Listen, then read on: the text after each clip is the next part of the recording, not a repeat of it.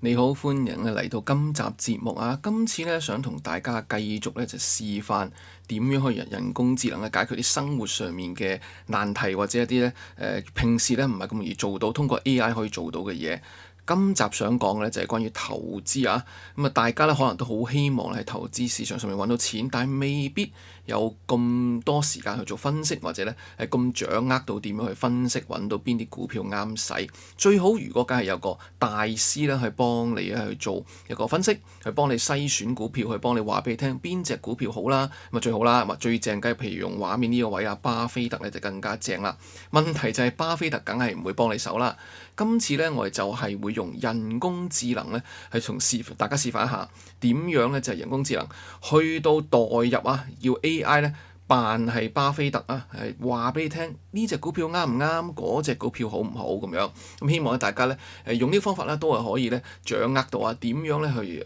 用人工智能好快速咁分析唔同嘅股票啊。咁講到呢度咧，可能大家會諗，喂，咁點樣令到 AI 可以化身成為巴菲特呢？可以諗到嘅就係你需要至少兩樣嘢。第一就係巴菲特個腦袋啊，咁啊人工智能勁啫，但係佢個腦袋唔係巴菲特個腦袋啊嘛，所以我哋要做嘅嘢咧就係揾到巴菲特點樣去分析股票，然後咧將呢啲內容咧係餵俾 AI，即係話咧將巴菲特嘅智慧咧就內功去睇武俠片嘛，過俾人工智能，於是咧人工智能就可以掌握到，咁佢咪可以用翻巴菲特擁有嘅知識個分析嘅框架、分析嘅邏輯去分析咯，係嘛？而第二步當然就係分析本身啦嚇，咁啊有咁嘅腦袋、有咁嘅內功咧，都要識得出招啊、發功噶嘛。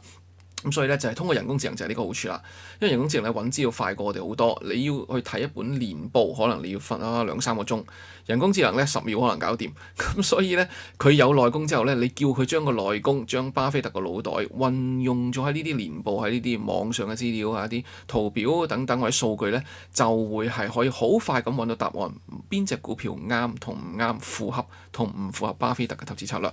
事不宜遲就直接跳落去點樣做啦嚇。咁首先咧，我會用嘅第一個工具咧就係呢個 NotebookLM 啊。如果你唔知係乜嘢嘅話，你可以睇翻咧我之前有一集咧影片咧就係示範點樣用 NotebookLM 呢一個 AI 嘅工具去到咧整理資料同埋製作好多唔同嘅一啲文件啊等等。佢個好處咧，好簡單講下就係咧，你係可以餵啲資料俾佢，而佢只會根據你餵俾佢嘅資料去做一啲整理係消化㗎，即係話咧，佢唔會盲中中亂咁走上網揾其他嘢，你控制唔到佢。唔係嘅，NotebookLM 咧，佢個名即係一本 notebook 咁樣啦，正如個名所講，係記事簿，你擺咩落去咧，佢就用乜嘢，佢唔會跳出咗呢個框框，咁所以好適合咧，就係如果你淨係餵俾佢餵巴菲特嘅一啲。佢嘅有描述佢投資策略嘅書籍，一啲佢現身說法嘅影片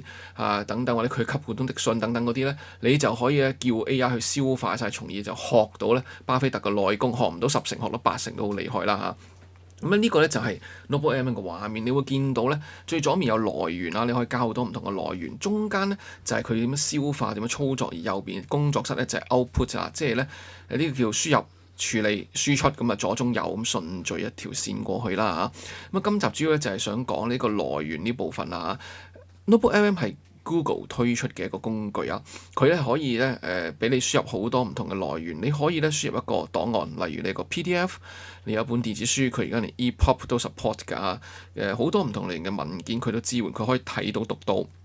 另外就係網站，甚至係 YouTube 嘅影片都得啊，因為 Google 嘅嘢咁啊，影片就讀到啦。所以如果你揾到一個網站係分析或者介紹巴菲特嘅投資準則嘅分析嘅框架嘅，又或者有影片介紹過巴菲特佢點樣去分析股票，甚至有一啲巴菲特自己講嘢嘅影片，你可以擺落去咯。另外啊，你嗰啲文件可以除咗上載之餘，你可以直接喺雲端硬碟，即係 Google Drive 嗰度整落去。譬如話咧，你係曾經做過一啲資料搜集嘅，你揾咗啲網站，你 copy and paste 咗貼咗落去，複製貼上落去你嘅一啲 Google 嘅文件入邊咧，你可以揾翻出嚟。另外複製文字啊，譬如你喺邊度睇到一篇文章幾好喎，你都可以直接又係複製貼上喺呢度都得。咁所以呢，你見到有好多唔同嘅來源都可以入到落去㗎。咁我而家用嘅呢個係免費版啦，最多呢就係每個筆記本入邊咧有50份文件可以擺落去。咁啊，今次我自己用咗6份啫，但係實都好夠用啦，50份啦。咁所以簡單啲嚟講，個邏輯就係呢：你將一啲巴菲特嘅投資策略相關嘅文件整理咗擺落去呢，就係個來源嗰度呢，佢就可以擺成係一個筆記本，佢消化晒啊！咁今次我揀咗啲乜嘢呢？第一個呢就係波克夏大學呢本書啦嚇，咁另外就係另一本叫《巴菲特的勝券在握之道》。呢兩本書咧都係咧解釋咧呢個巴菲特同埋佢巴郡咧公司咧個投資分析嗰個策略啊，有咩標準嘅原則，有咩因素會考慮咁樣。咁兩本書咧我都係買咗啦，真金白銀買咗翻嚟咧，然之後餵落去俾 AI 嗰度啊咁樣。咁所以咧就係可以咧佢直接讀到呢電子書。譬如咧其中一本呢本咧係 EPUB 嚟㗎，網上你揾啲地方咧可以買一啲電子書，咁可以下載添㗎。有啲地方就可以成本攞落 download 落嚟㗎。咁所以咧你就可以俾錢買完之後入落去啦。另外咧我亦都係由投資網站咧整理咗嘅一啲巴菲特投資策略嘅文章啦嚇，網頁啦。另外呢個咧就係貼上嘅文字啊。咁又有見到有一個網站寫得幾好，我就直接複製貼上咗呢度。另外仲有2條影片YouTube 影片都係關於咧巴菲特啊，佢分析巴菲特咧揀股嘅心得嘅。咁我將影片擺埋落去啊，咁影片佢都消化到㗎噃。於是咧見到咧其實佢自己咧都係整咗個 summary 啊，佢主要就係話咧最多內容啊，因為入邊咧最詳盡就係巴菲特的勝券在握之道呢本書，但係仲有其他嘢㗎，唔係淨係咧有其他人都有講，譬如話佢下面都有啦。另外其他知名操盤手咧都喺呢啲影片啊、文章等入邊咧分析咗咧對巴菲特嘅特質嘅觀察啊咁樣，咁所以整理出嚟咧就係巴菲特嘅內功咧就擺晒度啦，6份嘅來源啦。於是咧我就儲存咗喺度，咁就得㗎啦嚇，咁就已經可以咧用到㗎啦嚇。咁點樣用啊？嗱，呢個就係內功方面啦。你可以咧攞到巴菲特個腦袋或者佢嘅內功至少7-8成啦嚇，因為你睇咗咁多資料，跟住就要餵俾 AI。點樣餵俾 AI？用邊個 AI 咧？嗱，咁今次咧我就會揀用 Gemini。既然因為咧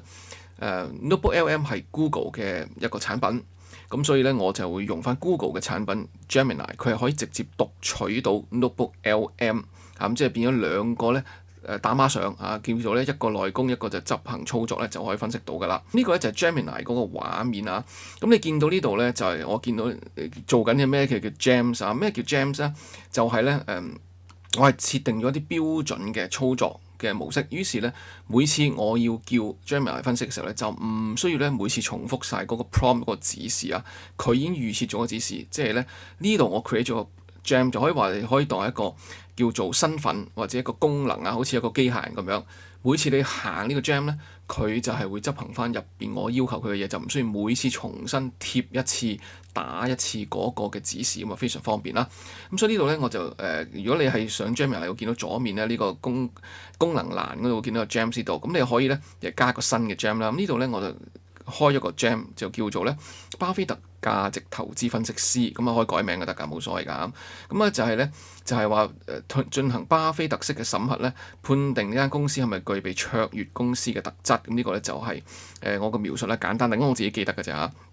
嗱，跟住咧個指示最緊要啦，指示係乜嘢咧？嗱，呢個就係個 prompt 啊。咁啊 prompt 咧就係其實我都係叫 AI 寫嘅，我都係叫 Gemini 嚟幫我寫一個 Gem 嘅指示。呢個又係咧其中一個大家可以參考嘅做法。如果你用 Gemini 去執行一啲嘢嘅時候，但係你唔知個 prompt 即係個指示點樣寫，你點樣知俾咩指令佢咧？你可以叫 Gemini 幫你去設計嗰個指令。你話我想做呢樣嘢，你可唔可以寫個好詳細嘅指令俾翻你自己用啊？咁佢寫咗出嚟㗎，就係咁寫出嚟嘅啫。咁呢度咧佢就 Gemini 咧就幫我寫咗，就係話你係一個極度理性嘅價值投資分析師，核心靈魂咧係嚟自呢一本書同埋咧收錄喺我嗰個 NotebookLM 入邊嘅其他嘅巴菲特嘅投資策略嘅書籍同影片資訊，即係講到明啦，既用呢本書，亦都係用埋其他嘅投資影片同埋書籍全部都同巴菲特有關㗎。咁講到明啦，你只係採用咧入邊我提到嘅準則嚟評估個企業啦，拒絕使用任何其他投資量。你唔好走去同我用其他人嗰啲，唔係啊，我唔要其他嗰啲門派嘅內功啊，我淨係要巴菲特呢一派嘅啫。咁咧就係你嘅任務咧，協助咧用戶判斷一間企業咧係咪具備特許公司嘅特質，同埋具備足夠嘅安全邊際。呢個特許公司嘅翻譯咧就係用嚟自己中文書，譯得我覺得唔係咁好。簡單啲嚟講就係話一間咧係擁有佢嘅市場上面咧獨有嘅安全邊際啦，獨有嘅一啲優勢嘅公司應該咁講啦。特許呢個字咧容易令人誤會啊。簡單啲嚟講咧就係話佢有佢自己嘅一啲優勢，有佢自己其他人冇嘅優勢，有佢嘅安全邊際係有啲叫咧同相比之下咧優勢甚至壟斷性嗰啲啊。好啦，咁跟住就係話咧，根據12個原則咧去分析，咁同埋咧就係咧而只要我俾咗公司名或者公司個上市編號咧，就係主動搜尋最新嘅年報、財報同市場數據。嗱，呢個就係點解我話用 Gemini 嘅原因啦。因為咧人工智能揾資料好快，分析資料好快，佢可以自己上去揾年報、揾財務數據、市場數據，唔需要我自己去揾，唔需要我自己消化。你要做2個鐘嘅嘢，佢10秒可能已經搞掂晒。咁有12個維度咧去到分析，咁唔逐個多講啦嚇。然之後咧叫佢評估最終得出嚟咧就係話決定咧喺巴菲特嘅框架之下嘅吸引力等級。咁呢度咧你就可以咧講到明咧佢要用乜嘢嘅工具㗎。喺下面知識就係話你餵咩俾佢嗱，呢個咧佢就係巴菲特嘅價值分析師啦。咁但係佢用咩內功啊？嗱，你喺呢度咧就係可以咧知識嗰度你可以揀個加號，你可以揀咧就係楞咗呢個 Notebook LM， 然之後咧你就可以用揀呢個就係呢個啦。咁就係巴菲特投資策略啊咁樣。咁你擺落去新增，咁咧你就話俾佢聽嗱，以後咧就用巴菲特投資策略咧呢一個筆記本呢個 Notebook LM 入邊嘅 folder 入邊咧呢個資料夾入邊所有嘅資訊咧基於呢啲資訊嚟分析啊，你唔好用其他方式啊咁樣，咁你更新翻咧咁就可以噶啦。於是咧佢就會識得用呢一套巴菲特投資策略，我揾翻嚟嘅電子書同影片入邊講嘅嘢咧係去到做分析。咁以後每次咧只要你撳呢個 Gems 嗰度，咁你就可以開一個新嘅對話，咁就可以咧叫佢做嘢噶啦。咁時間關係啦，好似方太教煮餸咁咧，我已經做咗啦。你見呢度咧係一個自定嘅 Gem，巴菲特嘅價值投資分析師嘅。咁我俾佢個 prompt 就簡單好多啦，因為我用嘅 Gem，我唔需要每次再打一次，我淨係寫咧分析新世界發展0017，佢就知道咧要執行呢個巴菲特嘅分析框架，就唔需要每次打翻嗰一大段咁又長又臭嘅嘢啊嘛。於是咧佢就開始分析啦，咁佢咧就話啦，攞埋咧2025年嘅年報同2026年嘅最新中期業績數據，佢就話咧係4大發展商之一，近期咧經歷巨大嘅結構性轉型同埋財務去槓桿壓力。咁啊，基於12個準則啦，即係嗰本書嘅作者咧係分析咗好多巴菲特嘅操作，入邊揾到12個準則咧，巴菲特通常會用㗎。咁逐個睇咯噃。咁首先咧，佢就係話咧有企業嘅準則啦，譬如話咧個業務係咪簡單易明啊，係咪穩健嘅營運歷史啊等等啦。咁佢就住每一個維度入邊咧，仲有細微嘅一啲項目咧，都會有一個符合同不符合出到嚟嘅。咁啊，譬如話呢度咧話咧就係咧業務簡單易懂係符合呢個要求嘅，但係穩定嘅營運歷史唔係㗎嚇，因為2024-25年出現咗啲問題啊咁樣啦，咁佢有晒喺度啊，寫晒出巨額虧損啦，要分拆出售啦，冇穩定性啊等等，咁佢係每一點咧佢都俾晒一個答案嚟㗎，咁即係話咧你唔需要自己去消化嗰個年報同埋最新嘅資料，佢已經同你消化晒，同你話埋俾你聽，用一啲普通嘅文字話俾你聽，你已經明白到啦嚇。咁譬如長期前途好唔好啊？管理團隊係咪理性？佢話唔符合喎，唔理性喎嚇。即係如果巴菲特去睇咧，應該覺得新世界發展咧嘅管理團隊唔係幾好，對股東咧部分啫誠實程度嚇。咁呢啲啊咁啊有晒啦嗱，財務準則啦、ROE 啦，呢度佢叫業主盈餘譯得咧唔係幾好啊。Owner earnings 應該係叫東主啊，擁有間公司嘅。點有時咧譯名怪怪地啦嚇。咁譬如佢電話點解唔符合咧？核心利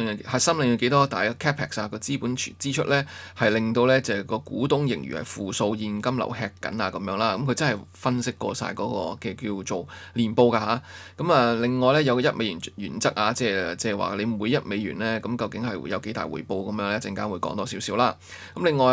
內在嘅計算內在價值安全邊際冇安全邊際啊，即係話咧結果咧，你係要投資落去嘅時候咧，而家絕對唔係一個好嘅時間啦，咁樣。咁佢除咗咧有呢啲文字性嘅 qualitative 嘅咧，亦都有 quantitative，即係有咧質嘅分析，而家就到量嘅分析啦。咁佢揀咗幾個數字啦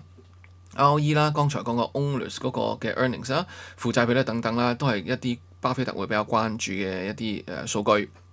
咁睇到咧就係話咧呢幾樣嘢係唔得啊，點樣啊，極低啦、失敗啦、大幅削減啦、負債比率係高啦，咁啊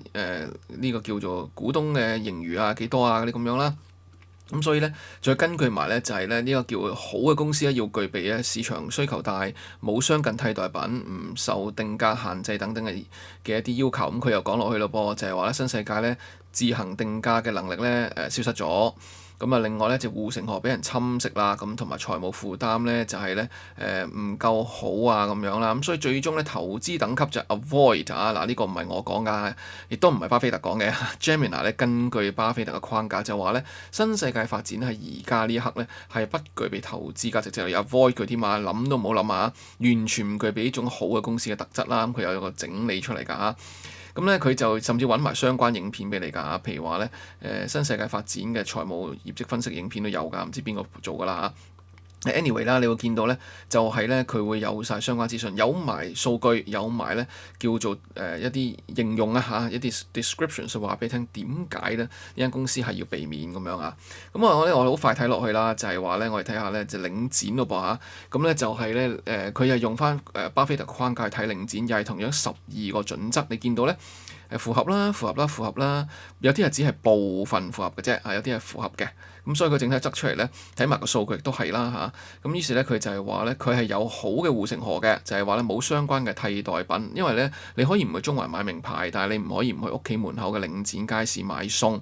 咁啊民生剛需而又興呢字眼剛需啦，係佢嘅核心嘅優勢啦。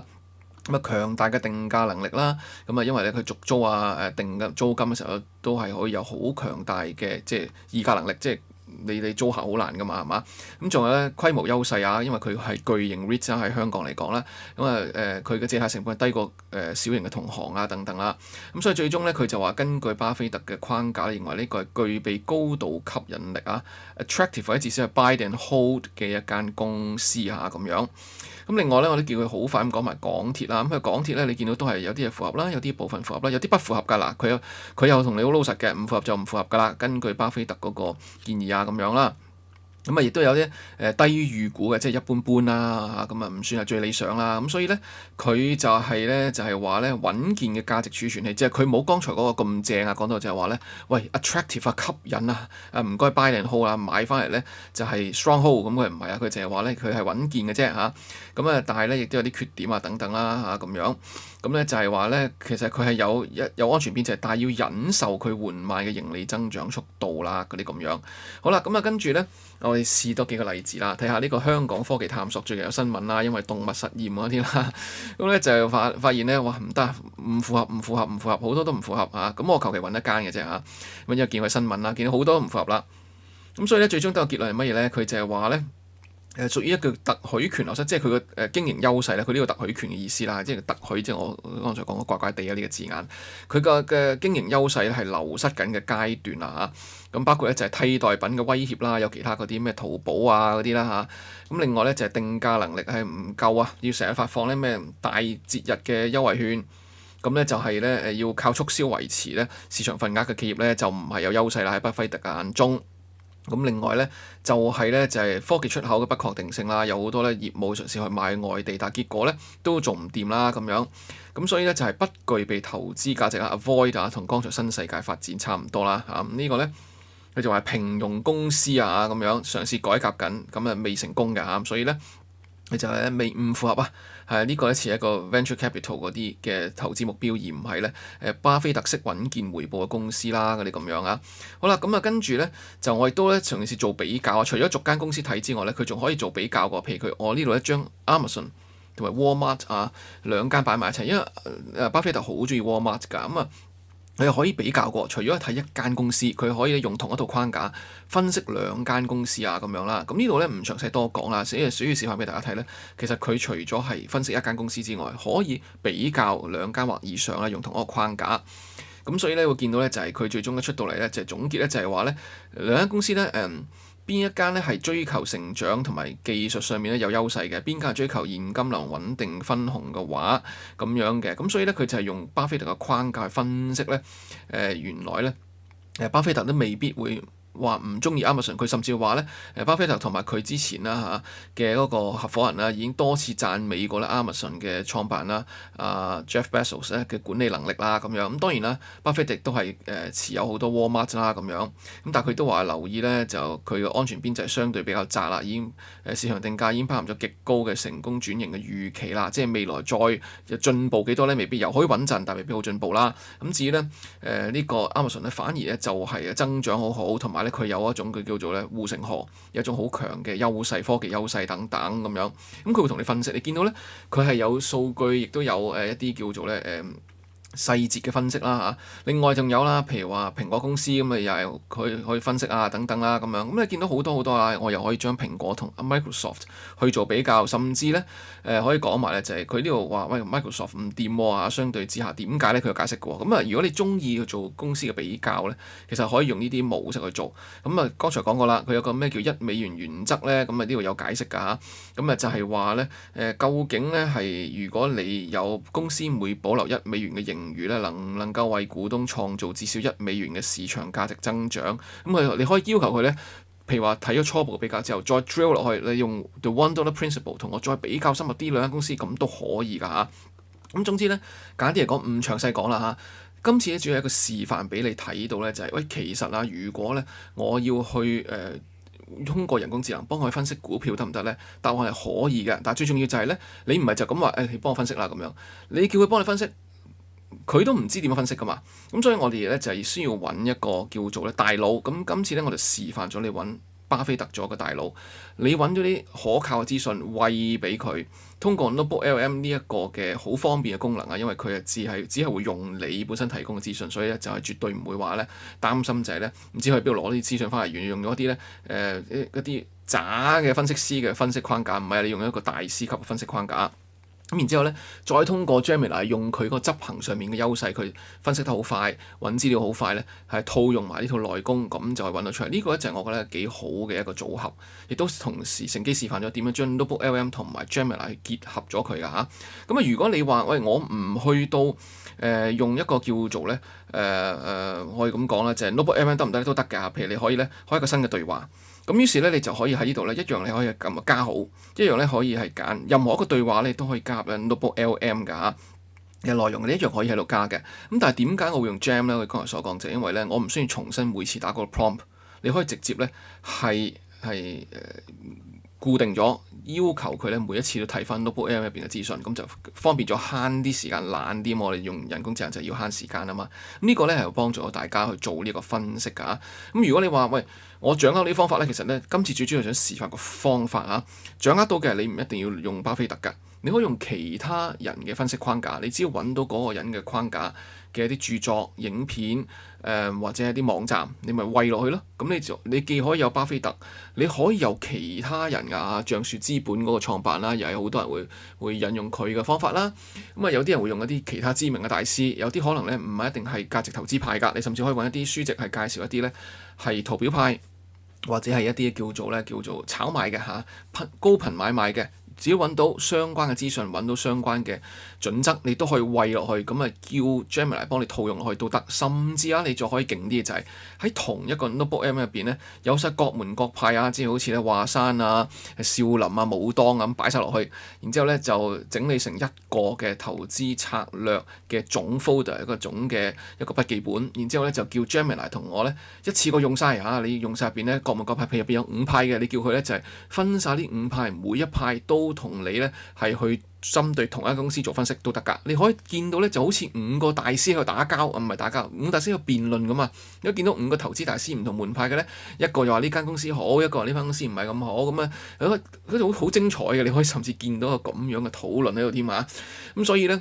我會覺得呢個係一個幾值得用嘅一個模式。介紹俾大家，我見過咧市面上一啲其他嘅網站，或者有啲人咧做咗啲叫 MCP 嘅嘢，又再解釋係咩啦，人工智能嘅嘢啦，咁去幫你一次過攞咗好多個唔同嘅我叫投資專家佢哋嘅心法擺落去。但係點解我今次要介紹呢個咧？就係因為自己做咧，你會更加明白成個邏輯點做，同埋你可以自己餵唔同嘅嘢落去啊嘛。你掌握到嘅話咧，你餵邊個得㗎嚇？所有人嘅嘢你都可以擺落去㗎嚇，古今中外嘅任何思考框架，甚至唔係投資都得㗎，一個思考框架得㗎噃。我想揾孔子幫我去 advise 一樣嘢，你咪揾翻《論語》入邊揼晒啲嘢，佢講過嘢去消化下孔子會點樣諗嘢咯，從而咧孔子幫你思考都得㗎嚇。就係有一樣原理咧，你話中意我中意咧係作戰嘅，我中意係戰略分析嘅，你整一個叫做咧係孫子兵法成本餵落去，然之後就話喂，如果喺呢場戰爭入邊，用孫子兵法入邊嘅角度去睇，應該點樣打啊？下一步應該點樣做啊？又得。總之你學到呢個框架咧，就有好多用途用得着㗎。呢個就係今集咧最主要想介紹原因，就係點樣用框架，點樣套用一個框架去到叫人工智能幫你諗嘢啊！希望大家會中意咧今次嘅分享啊！如果中意嘅話咧，記得就係咧要 comment 啦，要俾啲意見啦，留言分享啦，記得咧就係要 like 啦，咁啊要 share 同 subscribe 啦，嗱咁啊即係話咧 CLSS 啊，希望大家做足晒所有嘢咧，可以幫助到我咧，鼓勵我製作更加多嘅節目啦，日後會有更加多同投資有關，亦都可以咧係同人工智能有關嘅話題同各位分享㗎嚇。多謝晒你，我哋下次再傾過啦，拜拜。